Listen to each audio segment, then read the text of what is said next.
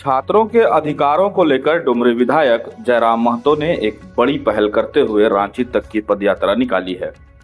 गुरुवार को डुमरी के चिरैया मोड़ स्थित विनोद बिहारी महतो चौक से पदयात्रा की औपचारिक शुरुआत हुई।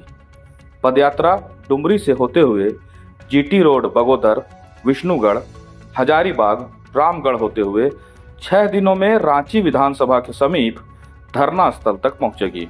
कुल 180 किलोमीटर की यह पदयात्रा 6 दिनों में तय की जाएगी।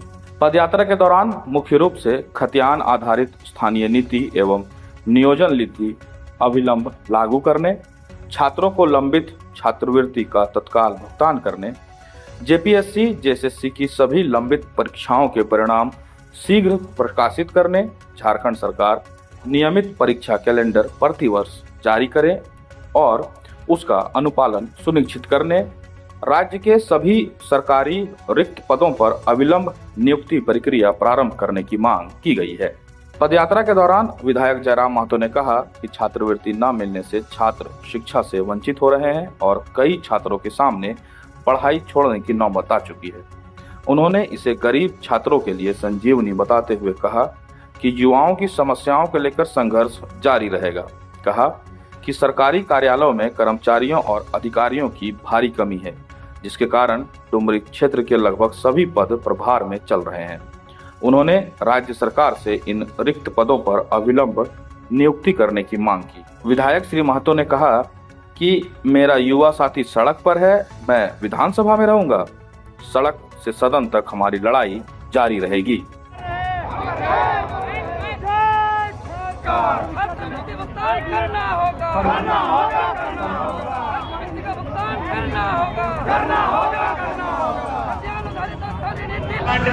मांडू, रामगढ़ और मांझी होते हुए कराची विधानसभा तक चलना है।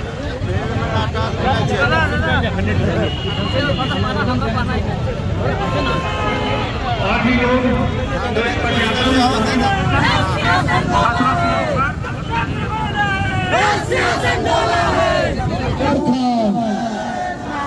जोहार झारखंड। छात्र हित का हनन हुआ तो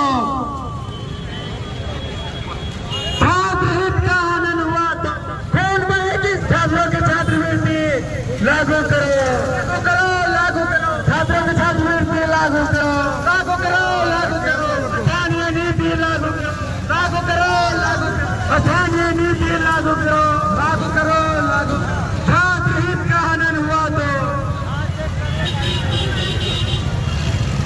बोलते हैं, बहुत ही हताश दिखते हैं। विधायक जी, ज़्यादा छात्रवृत्ति नहीं मिल रही है। अगर ऐसा चलता रहा तो हम लोग को पढ़ाई भी छोड़ना पड़ेगा और बहुत ही बदतर स्थिति हमारी और हमारे परिवार की हो जाएगी। इन सपनों को हम लोगों ने आंखों में संजोने का काम किए थे, आज वो टूटते हुए दिख रहे हैं। तो पहला ये स्टूडेंट्स को जो पेंडिंग पड़ी छात्रवृत्ति है उसका भुगतान किया जाए। उसके बाद इस राज्य का जो सबसे ज्वलंत मुद्दा है, इस राज्य के लोग विगत 2.5 दशकों से जिस नीति के लागू होने की बात कर रहे हैं, मांग कर रहे हैं, वह स्थानीय नीति। इस राज्य को एक सटीक स्थानीय नीति जो पुरानी मांग है 1932 अथवा अन्य कॉलम के आधार पर स्थानीय नीति का प्रमाणित किया जाए और जो नियोजन नीति में विसंगतियां हैं उनको दूर करते हुए एक अस्थायी और सुदृढ़ नियोजन नीति को लागू किया जाए तथा जो भी राज्य संबंधित प्रतियोगिता की परीक्षाएं हैं उनको नियमित संचालन हो और एक नियमित कैलेंडर के आधार पर हो।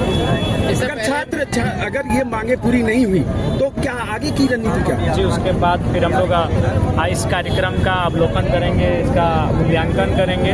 उसके बाद फिर हम लोग जिस प्रकार से हजारीबाग में बैठक करके हम लोगों ने इस कार्यक्रम का निर्णय लिया था, उसी प्रकार एक बैठक होगी। उसके बाद फिर हम लोग निर्णय लेंगे कि आगे हमारा कदम क्या होगा।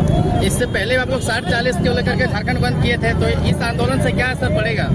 देखिए, आंदोलन लोकतंत्र की आवाज़ को जिंदा रखता है।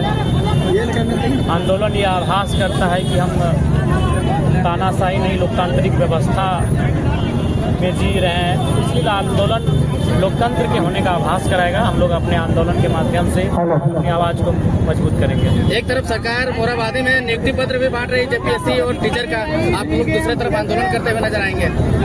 देखिए, जिस नियुक्ति को बांटा गया वो सभी जानते हैं कि वह आज से 10 साल पूर्व का जो डेट था, ये पूर्व की सरकारों में इन चीज़ों को किया गया था। उसके बाद ये वर्तमान में केवल ये नियुक्तियाँ दी गई, लेकिन नया परीक्षा न लिया जा रहा है, ना किसी प्रकार से नई चीज़ों को इम्प्लीमेंट किया जा रहा है। तो निसंदेह ऐसा नहीं, जो चीज़ें सरकार अच्छी करती है उसको पीठ थपथपानी चाहिए। चलिए, उम्र के अंतिम पड़ाव में ही सही सहायक आचार्यों को सेवा करने का एक अवसर मिला, उनमें एक ऊर्जा का संचार हुआ, इसके लिए बधाई। लेकिन इस राज्य के जो ज्वलंत मुद्दे हैं ये आपकी आंखों के सामने है, उस पर हम लोग चुप भी नहीं रहेंगे, उस पर लगातार अपनी आवाज़ को सड़क से सदन तक बुलंद करेंगे। कल से विधानसभा सत्र भी चालू हो रहा है, क्या मेन? जी बिल्कुल, कल से विधानसभा का सत्र प्रारंभ होगा और मुख्य नियोजन पर जो खाली रिक्त पद हैं जिनकी भरपाई नहीं हो पाई है, रिक्त पदों की भरपाई हो, उसको लेकर मुख्य रूप से सवाल जवाब होंगे। जिस प्रकार से झारखंड खनिज संपदा से परिपूर्ण राज्य है और हमारे राज्य में अवैध बालू, अवैध लोहा, अवैध कोयला की ढुलाई हो रही है और राज्य का राजस्व भी क्षति हो रहा है। आज राज्य सरकार पीछे क्यों हट रही है? कारण यही है कि उनके राजस्व में धनराशि नहीं है। तो इस लिहाज से इस राज्य को आर्थिक रूप से संपन्न कैसे हो, उस पर सरकार से बहस होगी। 180 किलोमीटर पद यात्रा बड़ा मुश्किल होगा छात्रों के लिए, इतना लंबा दूरी चल पाना। देखिए, अब गिरिडीह में आपके सपनों का प्रीमियम बैंक्वेट हॉल, गुरु कृपा बैंक्वेट हॉल। हम लेकर आए हैं शानदार और आधुनिक सुविधाओं से लैस आयोजन प्लेस, जहां 4800 स्क्वायर फीट का फुल्ली एसी हॉल, आकर्षक कमरे, अटैच बाथरूम के साथ 6000 स्क्वायर फीट का ओपन ग्राउंड और 3000 स्क्वायर फीट का एक्स्ट्रा हॉल।